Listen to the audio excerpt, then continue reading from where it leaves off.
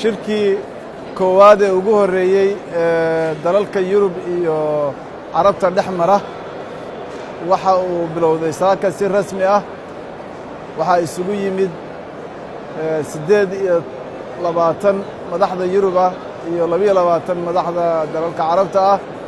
Soomaaliya waxa uga qayb galayay wafdi ballaaran oo hogaaminayo madaxweyne Maxamed Cabdullaahi Farmaajo.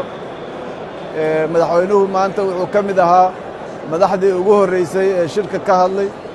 Wuxuu ka jeediyey khudbad dheer oo aad loogu riyaaqay oo kaga hadlay xiriirka Carabta iyo Yurub ka dhexeeya. Wuxuu kaloo ka mahadnaqay taageerada Yurub iyo Carabtuba ay Soomaaliya u hayaan dib u dhiskeeda iyo la dagaalanka argagixisada. Wuxuu tilmaamay madaxweynuhu horumarka ay Soomaaliya ka gaartay dhinacyo badan.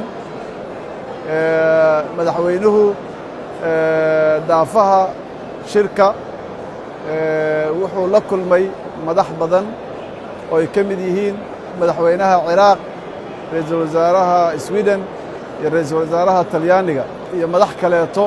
wuxuu madaxweynuhu madaxdii uu la kulmay kala hadlay xiriirka Soomaaliya iyo dalalkaas sidii loo sii xoojin lahaa, isaga oo markasta uga mahadnaqaya dalalkaas taageerada ay Soomaaliya la garab taagan yihiin.